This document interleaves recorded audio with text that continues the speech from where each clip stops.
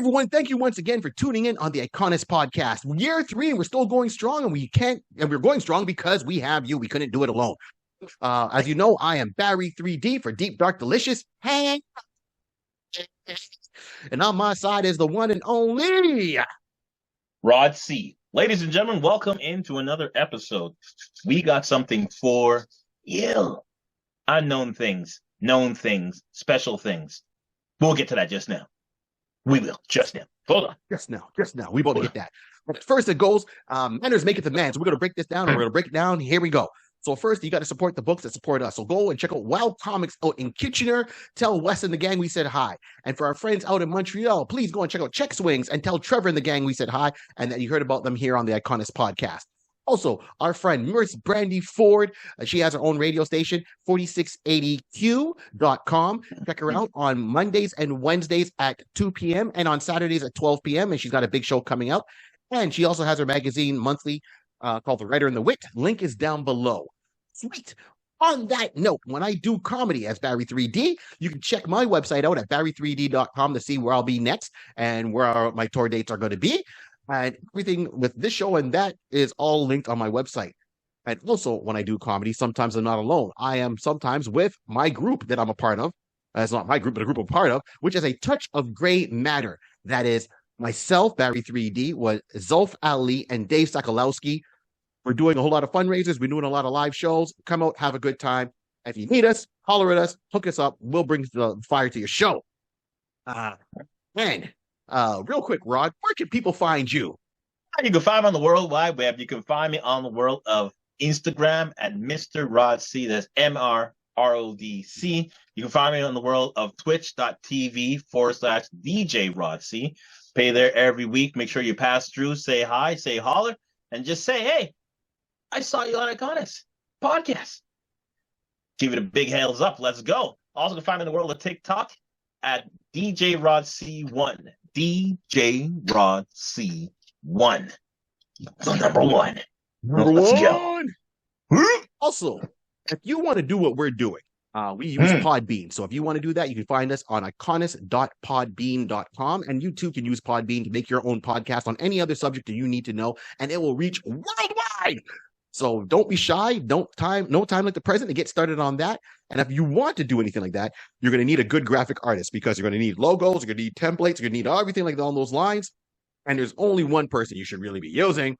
And that person is J. Bird Digital Arts. Mr. Jason Reese. J. Bird Digital Arts for all your digital needs. I don't know if he's a DJ. I know he does, juggling, but yeah, digital needs. So Jason, thank you very much. Hit him up. Tell him you heard about him here on the iConis podcast, and he will give you a discount on the work. All right. Now, Biv DeVoe, now that you know. Okay, I'm sorry. We were talking music before the show started, and I got their new jam in my head. Okay. So if you know, hit me up. All right, got you. That being said, it comes down to this. Today on the iConis podcast, we're going with a new theme. We just got past October, and here's our theme, and we'll get into that in a second. On the icon is on the iConis podcast, The Unknown Soldier. The Unknown Soldier by DC Comics. Yes. This is the month of November, and Remembrance is coming up on November 11th, I believe it is Remembrance Day here in Canada, where we pay respect for the troops that turned around and did everything they had to do for fight for our freedom to give us the rights to live our life that we live. So it's just not, we're not getting political. We're just recognizing what is done, and this is just us saying thank you, and we're going to do that this month with shows that are around comics that deal with soldiers, war, and that whole scenario, because that was a big chunk for DC and Marvel over the years. And it still goes on, but definitely back in, the 70s, 80s, so forth, huge chunk of their business. So we're going to go through that. So remember, Remembrance Day, when it comes up, take your moment of silence, have your 1 minute of silence to show respect. I am sitting here today with a engineer t-shirt on. I was never in the Army, but I was able to procure one for this show. So thank you very much. And I'm going to dedicate this show and the rest of them that we're doing this month to our friend and an avid listener, Sean. Sean, you know who you are. What's up, sir? Sir. Gotcha. So kicking it off, we're talking about the Unknown Soldier. So the Unknown Soldier made his first appearance in Our Army at War, issue number 168 in June of 1966. It's that June place again. It's that June place. He's gonna love it, people. He's loving because it's June. I don't know Gemini! why. There you go. That's the reason why. That's the reason why. There we go. Hey, I don't make this stuff up. I just do the research and I smile when I see it. So in Our Army of War, issue number 168, June 1966, is when the Unknown Soldier made his first appearance by DC Comics. He was created by Joe Kubert, Robert Kaninger. All right, Robert Kaninger. You know I'm bad with names, people. And Irv Novick. Now let's go back for half a second. Put a pin in this. Joe Kubert. Joe is fundamental, just influential, in my opinion. This is my opinion only. As Jack Kirby, Stan Lee to the comic book culture. You know, his drawing style, his writing, he's drawn a lot for DC Comics and majority of their characters over the years, from, as I said, from Unknown Soldier to Hawkman and Hawkgirl back in DC Presents and then Showcase. Right. Sorry. So the Showcase comics. Yep. He's covered it all. All-star. He started a drawing school. His kids still carry on within the genre and the culture. So the influence that he has cannot be slept on at all. Like, there are certain people that got to be put on the comic book, Mount Rushmore. His face needs to be there. That's just my opinion. If you agree, you agree, you disagree, that's fine. Let me know in the comments down below. We can discuss that a little bit more. Right. And it's all in good fun, and it's in good things. So this is where he came across. Now, the Unknown Soldier's first appearance was in that issue, as I said, of issue number 168. So he makes his appearance. Now, usually when we see the Unknown Soldier, he always has bandages on his face. But in this particular case, you never fully saw his face. He didn't have the bandages. It was a story with Sergeant Rock with Easy Company. So Sergeant Rock turns around, and him and Easy Company are getting into situations during World War II fighting the Nazis, and he gets like pinned down in one scenario. And this one soldier comes out of nowhere and is able to swing across the mountainscape where the Nazis had their guns, and he was able to throw a grenade, blow up that encampment, save them from being pinned down. And through the smoke, Sergeant Rock's like, "See that soldier?" And the rest of Easy Company is like, "What soldier? There's nobody there." Oh, okay. Then another scenario comes down. They're pinned down by a tank. Once again, he saves them. In this scenario, Sergeant Rock splits up the whole team. So he splits up his Easy Company. They go a certain way to look for certain things. They almost get captured or pinned down. He gets saved by the Unknown Soldier. And then from being saved by the Unknown Soldier, he gets caught in a blast. So he gets flash blinded. So it's not permanently blinded. It's just blinded for the time being. And this soldier says, "Hey, I'm going to help you get back to where you got to get back to." And he goes, "Oh, I knew you were a real soldier." So he can hear him. He can touch him. He can smell him. But he can't see him because at this point he's blind.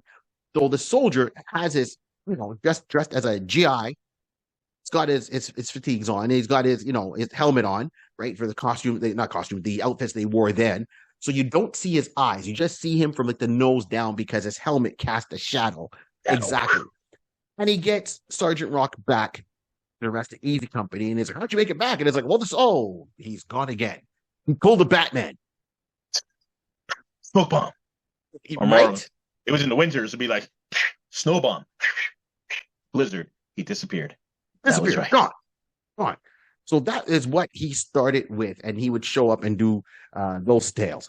And then and this changes. So now that was his first appearance. Then he comes back some years later, and once again from June to July, from June, July of 1970 to like February 1977, he showed up in another series of comic books by DC, and it was called Star Spangled War Stories. So Star Spangled War Stories, and he made his first appearance in that series in issue number 1 151, and that went up to issue of 204, right, of Star Spangled series. Okay, got it. So Star Spangled War Stories.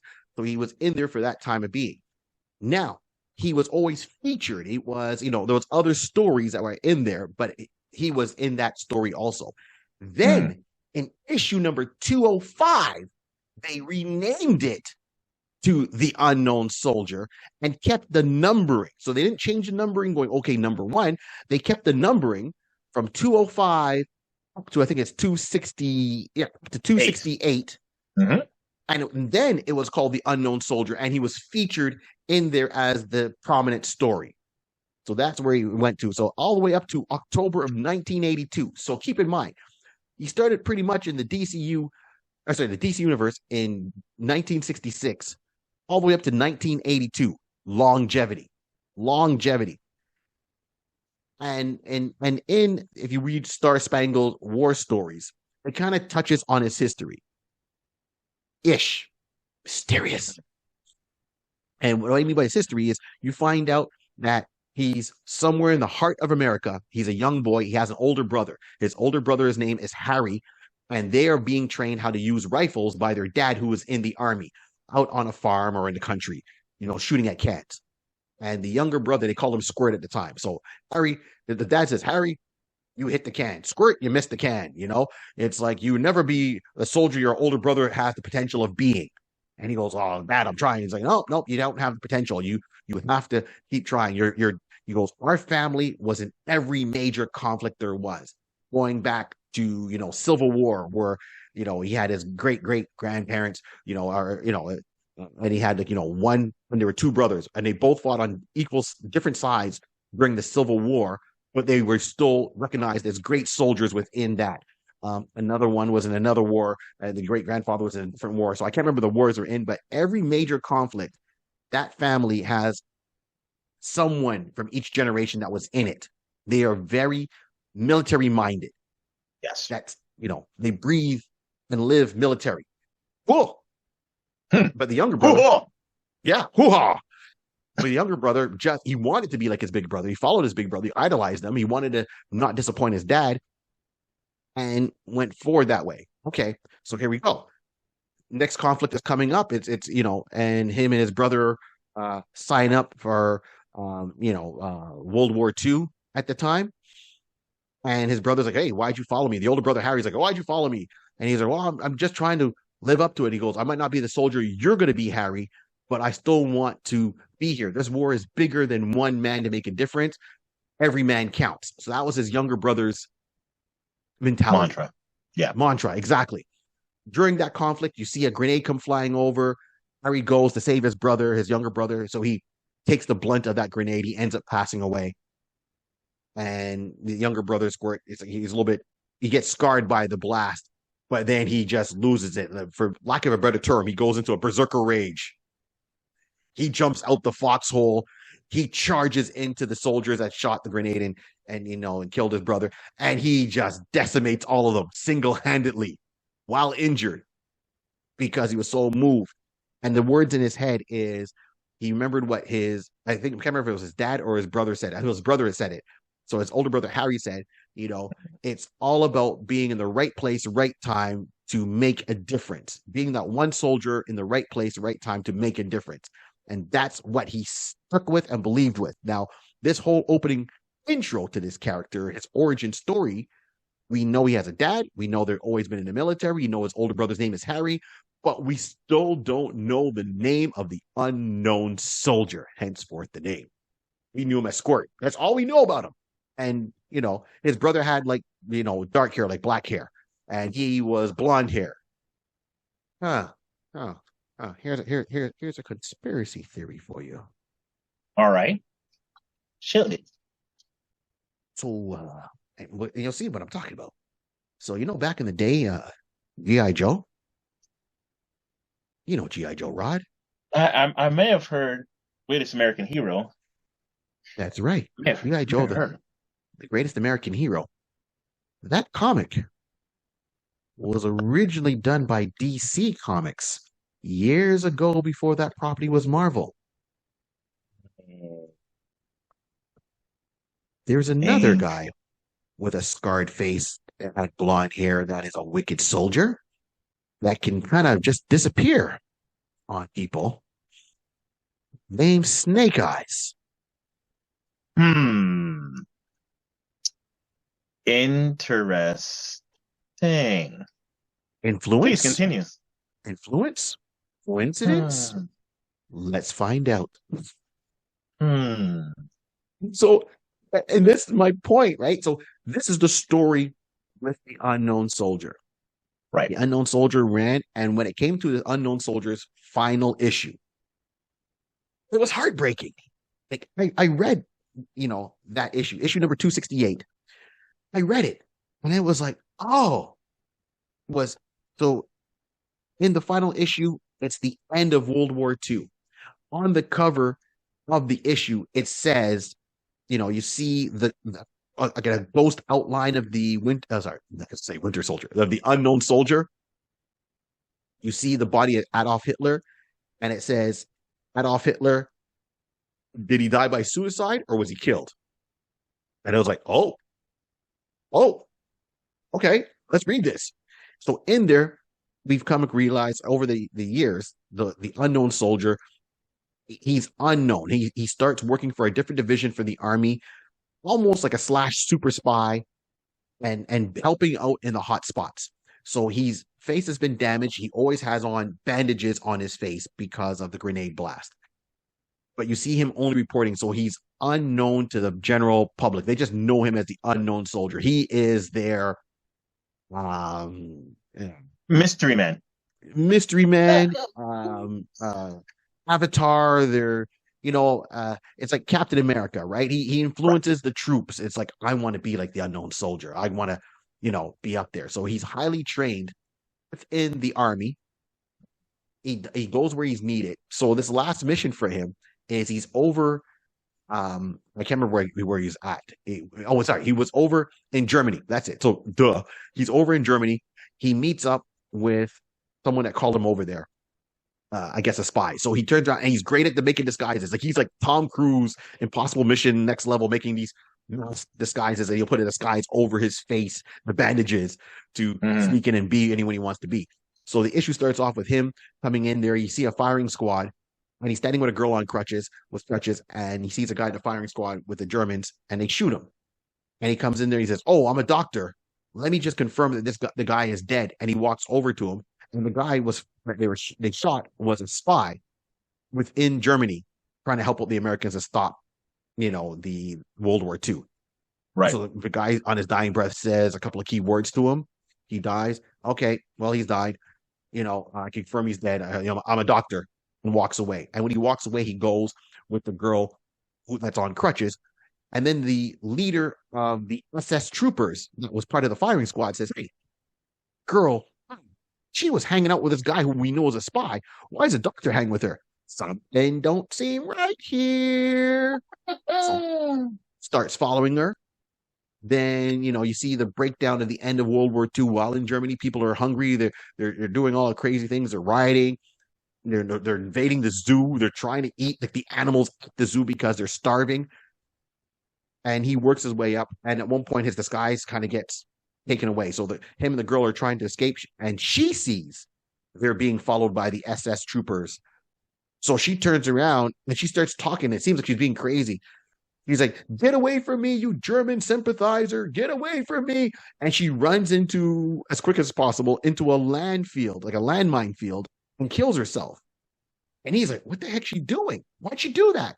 And then he looks over his shoulder and he realizes the troops are there, and she sacrificed herself to save his Damn. secret identity so he could still carry on the mission, which is stopping the plan that Hitler had going on.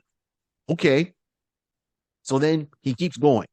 He puts on another disguise. They're chasing him. They chase him down in the sewers because the makeup washes off. They realize, hey, Adolf Hitler's main nemesis, the unknown soldier. Bam! They chase him down in the sewers. Fight ensues. It's him with one of the commanders from the SS. He knocks him out.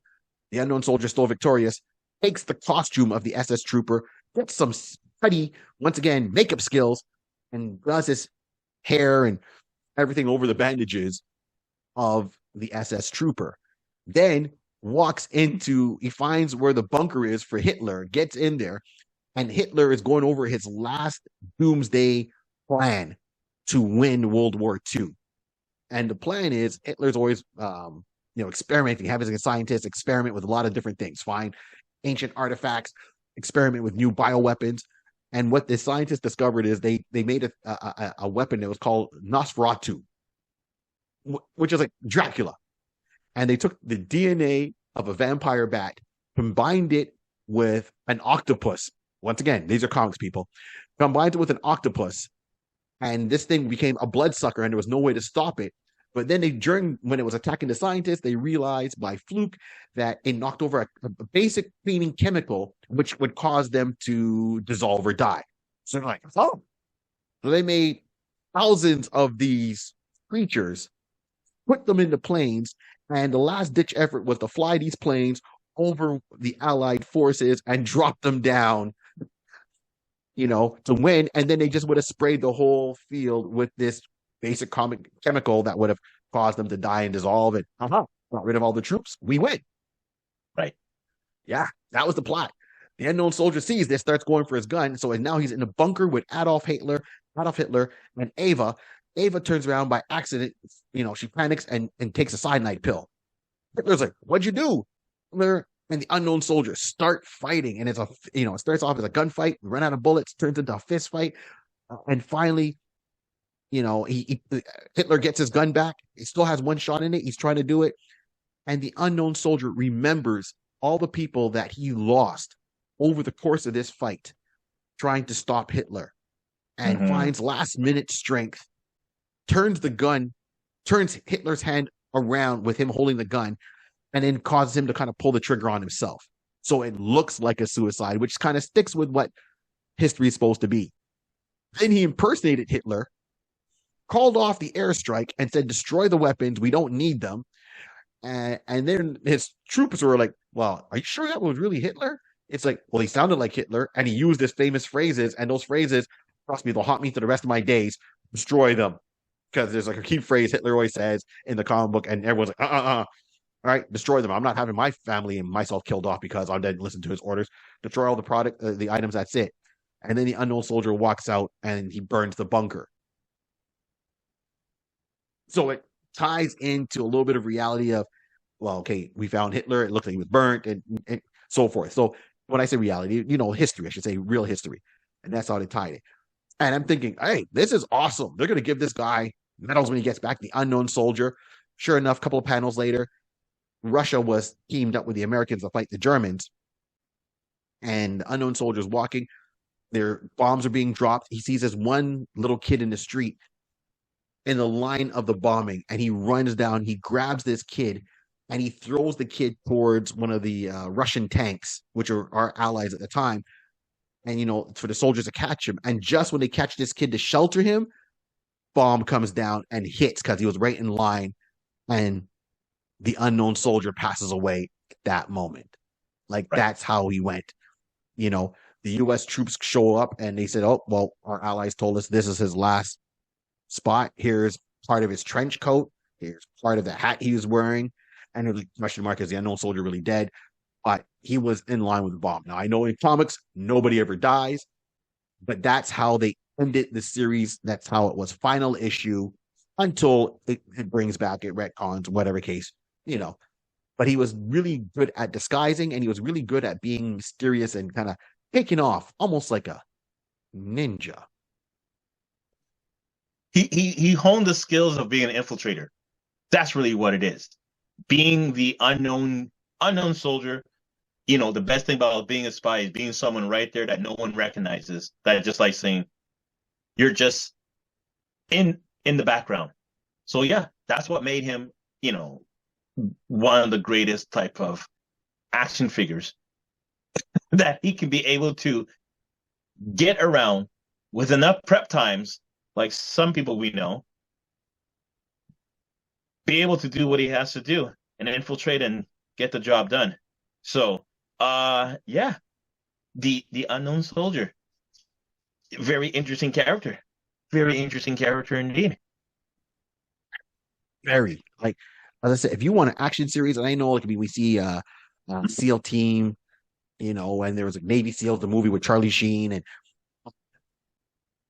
this ran for a while. And keep in mind, I mean, I know the premise of comic books. Maybe today we focus more on the superhero stuff, and we don't do it as much. I think, there was more of a variety in the past. You look at the '70s, '80s, definitely in the '70s.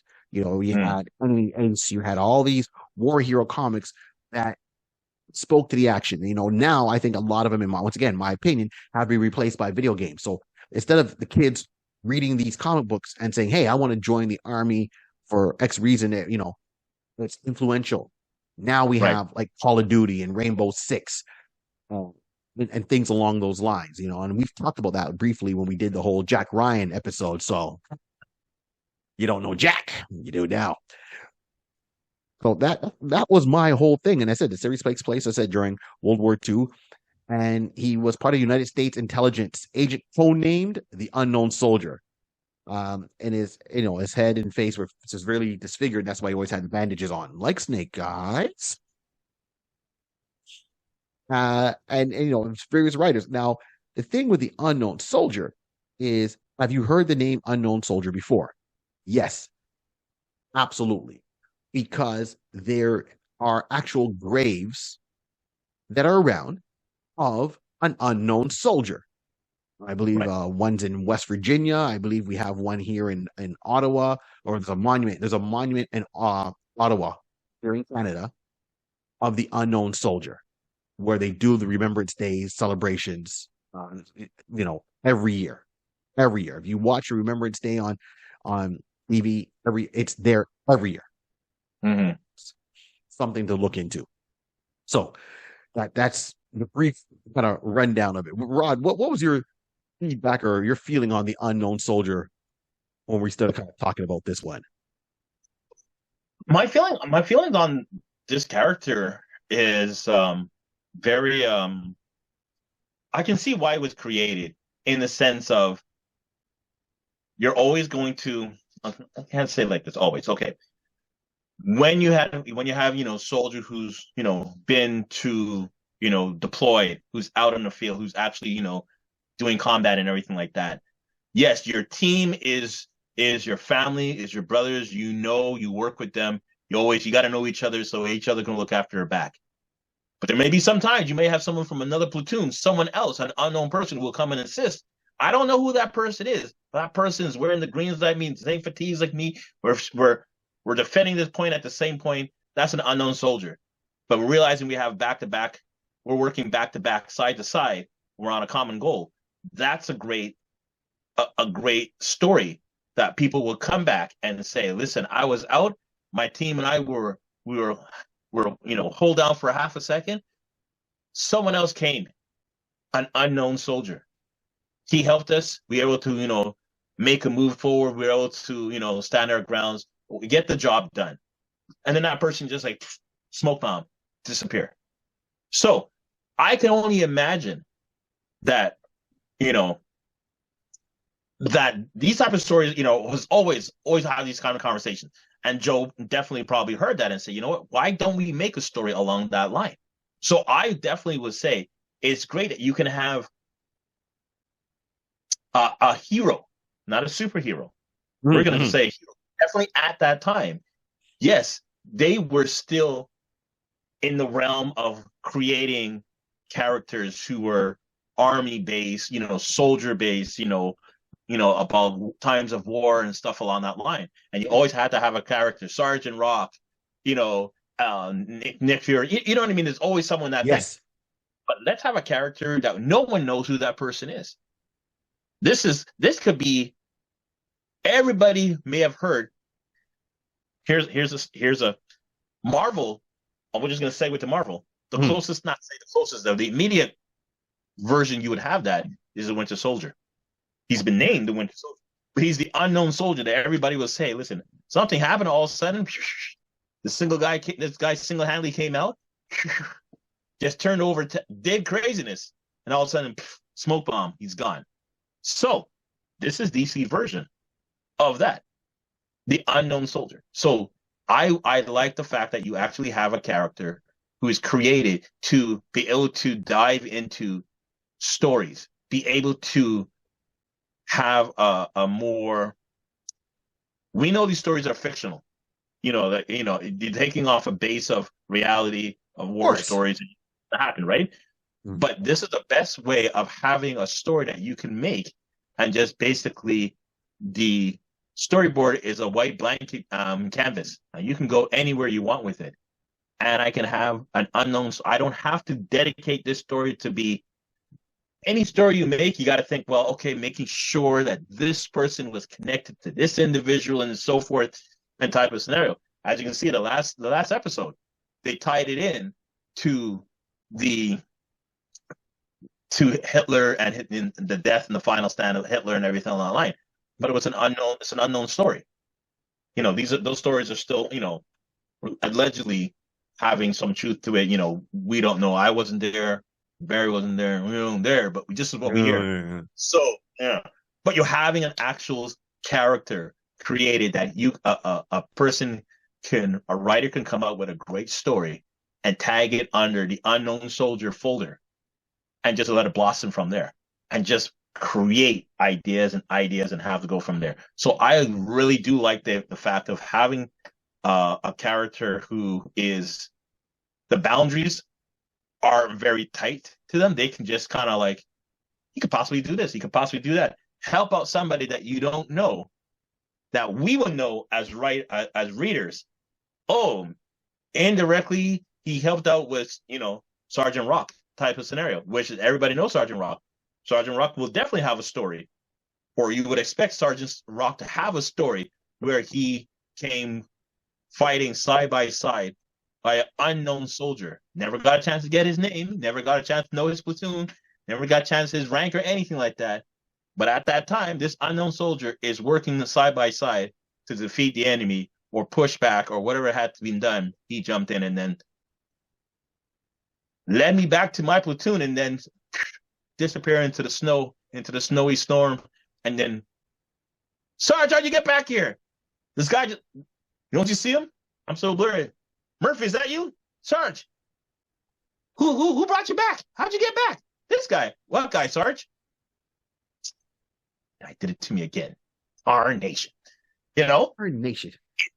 But I like that you can have that type of thing. And the great, like Barry, like we always say, Barry said that there's enough beat on the bone, because you have a character who can be ambiguous and can be anywhere and everywhere, given the ability to be having the type of trauma that his brother, sacrificed his life for him, having the family history of being a soldier, because we know people who have military background, and their families are very proud. And it's great that you have a family that said, listen, my family's been in pop, pop, pop, pop, pop, pop, pop, pop, pop, pop, pop, pop, pop, pop. And you're like, wow. Unknown Soldier basically was doing that. Squirt was basically that. He's giving you that ability to say, listen, my family have a history. I couldn't contribute as well as my father would wanted to. This is how I'm going to contribute. This is how I'm going to put, serve my country. I will be an infiltrator. I will be a marksman. I will do what I got to do to make sure my country succeed in the task at hand. Great story. Great story. Inspirational. That's the word I was looking for. It's inspirational. 100%. Absolutely inspirational. He was also known as the Immortal Soldier.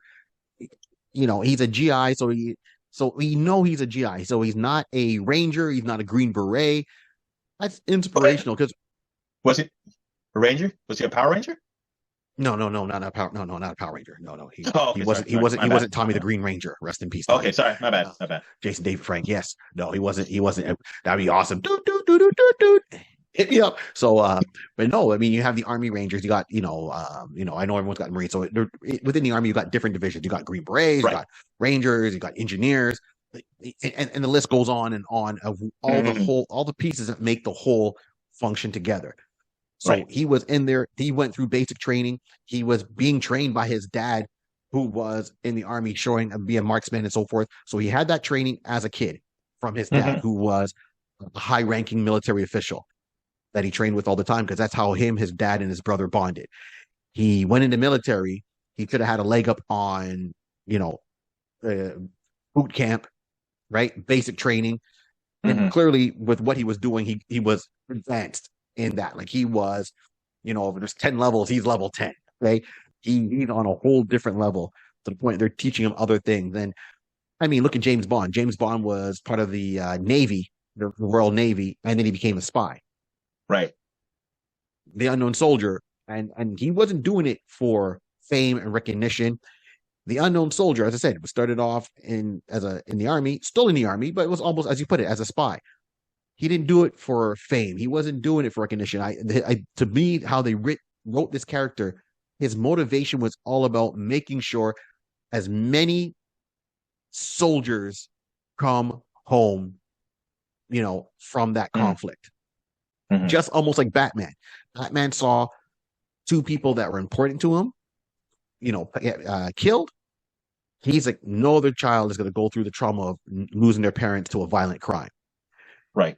The unknown soldier, we just know him as Squirt in the comic book, turned around and said, I lost my brother.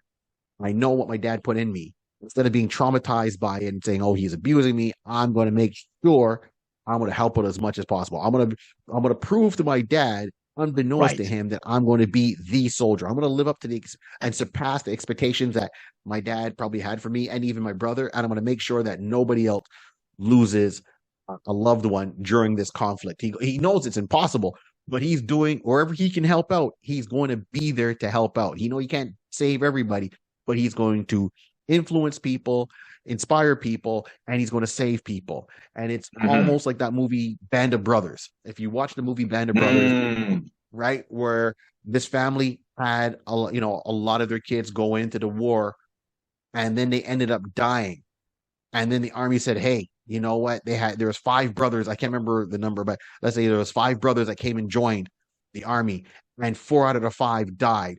We have to make sure they don't lose all their kids during this conflict. You guys, this is your mission. Go wherever it is, bring back that last person. Bring him back. And that's your only mission, bring them back home, so at least they have one surviving child.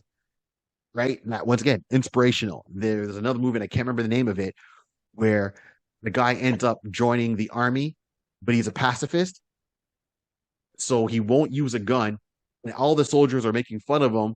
But it was on, D-Day, Pearl Harbor, not Pearl Harbor, but they were climbing the hill, the cliff. It's a true story that he went up on this cliff with the rest of the soldiers. He wouldn't use a gun. The conflict is happening. Soldiers are getting killed. He's running on the battlefield and grabbing one soldier at a time and bringing him and sending him back down the mountainside or the cliff down to where the American forces are. And all he keeps saying is, let's get one more. Yes, Lord, let me do one more. And his faith, he went literally on that battlefield with a Bible. He went through a whole thing of, I'm not going to carry a gun. He went there with a Bible, and he's there saying, Lord, give me the strength just to bring one more in. So he would go find one more injured soldier, bring him back. The enemy's still there. They're still looking for him. And he's like, Lord, one more. And single-handedly, he saved something like 90 soldiers that were shot, that couldn't walk on their own. He went into enemy lines with live fire. Not once did he use a bullet. Brought them all back. Inspirational. So this is what we're looking for. Tales that inspire. That's what it is. So that's the unknown soldier. And the unknown soldier, I said, there's graves. There's actual history in there, where there was a body in West Virginia, and they exhumed the body. And then another soldier, as unknown soldier, his remains were put into there. So, and there's monuments around the world. I said, once again, I'm not a historian. I know there's a monument in Ottawa. I think there's a gravesite in West Virginia, and I think there was a monument in Egypt to the unknown soldier at one point. Okay. So this brings us to this point of the show. I enjoy so much. And I hope you guys find this inspirational. This is to show you, one man can make a difference. We are going to talk. Let's see here. Rod, let me out with it. If we had to adapt this Winter Soldier IP into something, One, how would you want to see it? And then, who would you want a fan cast for it? And why? Bum, bum, So, bum. Salute. so I will want, um, I want a series, but I want like a cartoon slash anime type of series. Okay. And I don't want, and the reason why I'm trying to be specific, I'm trying to, like, I can envision it, but I just couldn't remember which anime is current. But it's more or less something like a Cowboy Bebop, one of like a Berserker, one that's very, it's dark, Okay. but I mean, I don't want no cartoonish type of um imagery kind of thing. I want something that you can actually see that looks like it looks very gritty. Or you know what? Here, I'll even just say, could I will even maybe transition a little bit. If you've seen the latest Teenage Mutant Ninja Turtle Mutant Mayhem, right? How that's drawn out, that whole CGI, the computer animated one is made out. It has very etchy type of dark type of shadowy type of things. Now that still looks like a cartoonish, but if we can just take that type of imagery and the human aspect of it, give it a little bit more grit to it, I would like something like that because uh I want to have the imagery of being out in war. We can update it, definitely, update it to whatever current situation that relevant to within the last 10 years type of scenario, whichever would make relevant to use. But have the soldier out in some, war, situation, or make it something that's make believable, or or based on some type of actuality. But I wanted that to be done, and who do I want it to be? All I have to say, I wanted to have someone who has the grit to be, who can be dark, but who also have the ability to be very compassionate, because that's really what he is. So I wanted to Really? have John Hamm. Now, Oh. I wanted John Hamm because John Hamm has the, like, that gritted motions from Madman. But if upon seeing that, you can see that he played like in some um army type movies earlier in his time. So he could definitely pull from there. But because, of the age and everything like that, he's like in his 50s at this time. To have him do something physical, I'm like, it's okay. I would like to actually, because I want the vocals. I want to hear his Yeah. voice He's got a good and voice. have him do that, because he will be able to pull that in very well and pull you in. And the reason why I wanted an anime, because I want an anime type series, because you clearly can see that there is enough meat on the bone. There's enough episodes that you can come out with some type of stories that, although I'm saying I want something current, but at least if it's based off of storylines, adapt any older storylines and make it current. There are stuff that you can do, and you can have a series. Again, this could be a Jack Ryan type of movie, a like episode type of movies, a Reacher type of Mhm. one, getting from like Netflix, or is it Netflix? No, he's on Amazon. Amazon.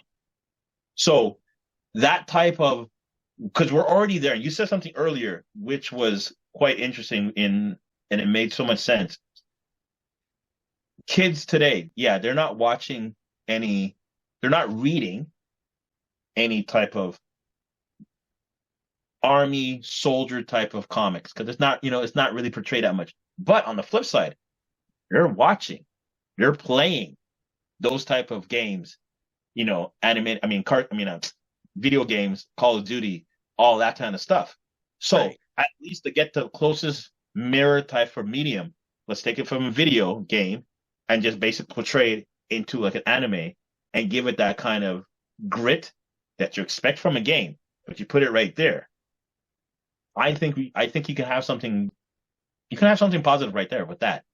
That's how I look at it from there. So I would definitely want John Hamm to be the voice, to be for the unknown soldier. And again, he can be able to give you that type of pull to make you feel okay. he knows the conflict that I'm about. He knows the conflict that he's about to walk into.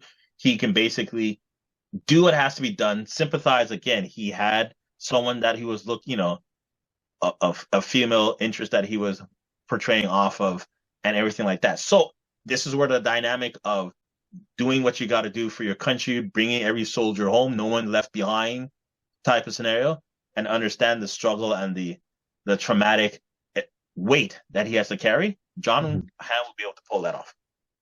Wow. Wow. Well done, sir. Well done. You get the salute. Wow. Wow. All right, here we go. We're gonna hit you with this one. So Mm. I like where you're going, and I see your imagery, and I think you hit a key point. The imagery has to be different, unique to Yeah. represent the character. And I like the fact that you went with John Hamm, and he's because of the voice. And I mean, you hear John Hamm when he speaks, you're like, yeah, I'll salute. Like I can, Yeah. right? Like Yeah. look, he's I got don't want that to lose presence. my life. Let me toe the lion. Cause Yeah, exactly, I'm exactly. gonna get messed up. I'm gonna get messed up. I'm just telling you. That's beautiful, man. That's beautiful. I love that. So here I am. So my thing is, I'm going in live action. So I'm going to go live action. I'm Mm. going to say I want a movie, but once again, with the visual, I want visual aspect. I want the movie to have visual aspect almost similar to the Sky Captain in the World of Tomorrow, right? Give me that sepia, Okay. maybe a grayish tone, like how they did Hellstorm on Hulu. That's what it was. I kept saying sorry, but it's Hellstorm on Hulu. It had like a Yeah. like give me something along those lines, right? Visually Okay. wise. I want a live action movie.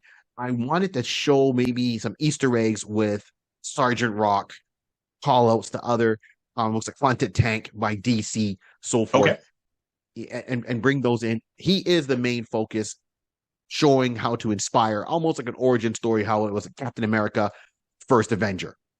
Got it. So give me that kind of visual feel, storytelling feel, Easter eggs, and the actor that I want to play him is has been around for years. He's done different things. He's got the physique, and I'll tell you what I mean in a second. So when I first came across this actor, who I'm going to fan cast in a second, he showed up on a Mm. comedy show on a family sitcom playing a character. And he played the dumb football kind of character, but he was like the lovable dumb guy. You know what I mean? That's how he came across. Mm-hmm. And then he went on to another IP where he played a darker. He owned a bar in this series, and he was just a totally different person. He got like more cut too, so it really fit his physique. And I was like, wow! And it showed how it went the range from him being lighthearted to dark, but still delivering. And then he turned around and he did the I guess the extension of a movie that everybody knows. So the actor I'm going with is Steve Howey. So you're gonna go, who the heck is Steve Howey? So Steve Howey first showed up playing a character called Van on the sitcom called Reba with Reba McEntire, which she was a single mom, and he was dating her daughter, got her daughter pregnant, and he had a football scholarship.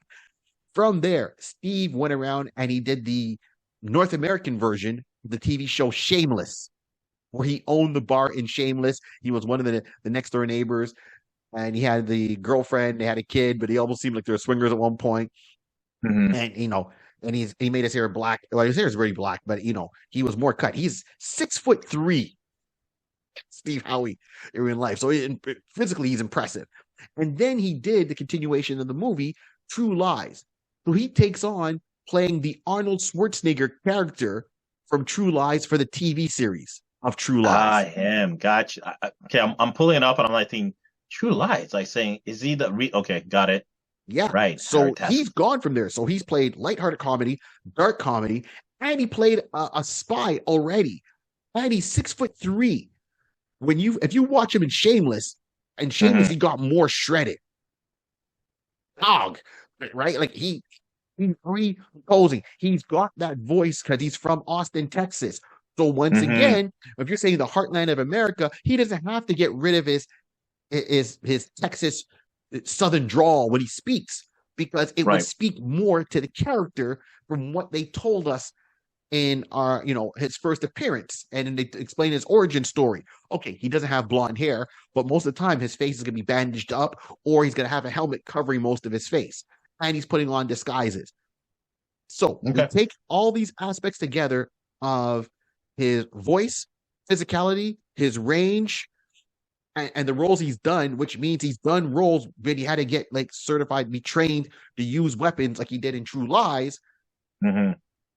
Okay, he is to me the unknown soldier in a live IP. Give it in a movie and give me Easter eggs, as I said, with Sergeant Rock, Haunted Tank, and let's go. And I think this would be a great project for him because he's done it and he's done some action, but let's put it a notch. And then if you film it a certain way, so it doesn't have to be most visual colors, you can film it like it's almost an old school 70s show with a little bit of grit and set that tone.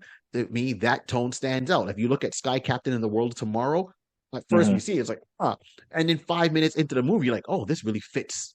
It sets the tone. Like that was also another, like the sepia and how they filmed it was also another characteristic of that movie. It was almost a co-star of Jude Law and Angelina and Gwyneth Paltrow, and in that movie. So that's how I'm looking at this for it, especially in this day and age.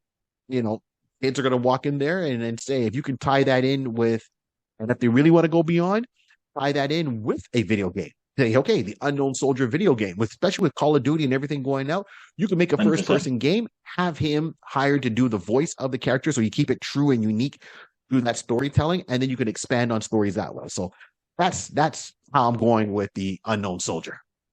Okay. No, that definitely. I definitely see who you're talking about. I definitely see you talking about. You might even mention too that he was on night shift with Jamie. He was one of the. Oh, sorry, day shift. He was one of the the brothers. So yeah, I can definitely see the action aspect of it. Definitely being to throw somebody across the room and be like, yeah, I can see that physically happening. I feel sorry for you, whoever's being thrown. Don't mess with him. Don't mess with him. Okay, I see. I see what you're doing. He could have been. He's 6'3". And if you see him, it's what? Right on. Take someone's life. I understand. Okay. All right, Mr. Howey. You're on the short list of 30 people. Congratulations. Thank you very much. Well, this is going to bring us down to the end of the show for this week. So I would say thank you everyone for tuning in and listening in. And as I said, we're going with our theme. We just did the Halloween theme, and now we are going through the soldiers of kind of, and the comics are kind of come up with those times. So Ron, any last words before we wrap it up?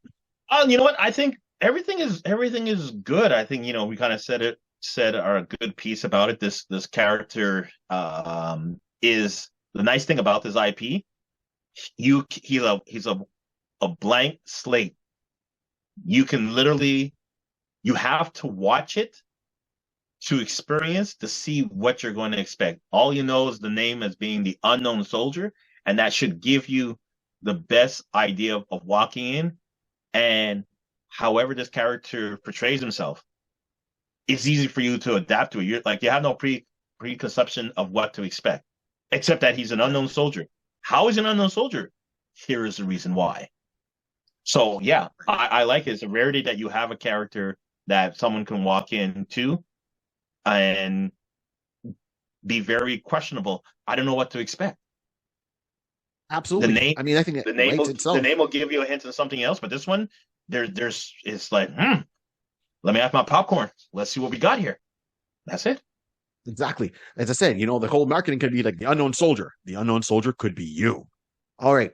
On that thing, let's just say one last thing. Please subscribe to our channel. Subscribe to our YouTube page. That's what we ask you to do. And subscribe to our iConis Podbean page for those that like to listen. Okay. Thank you once again for everyone tuning in. This has been the iConis podcast. The icon is, as we said before, the Unknown Soldier. I am Barry 3D. On my side, as always, Rod C. And remember, this whole world was created by a pencil, a piece of paper, and lots of imagination. Keep on dreaming. We salute you. Salute you. Wrap it up. Wrap it up. Wrap it up. Wrap it up. Hey, sponsored by no.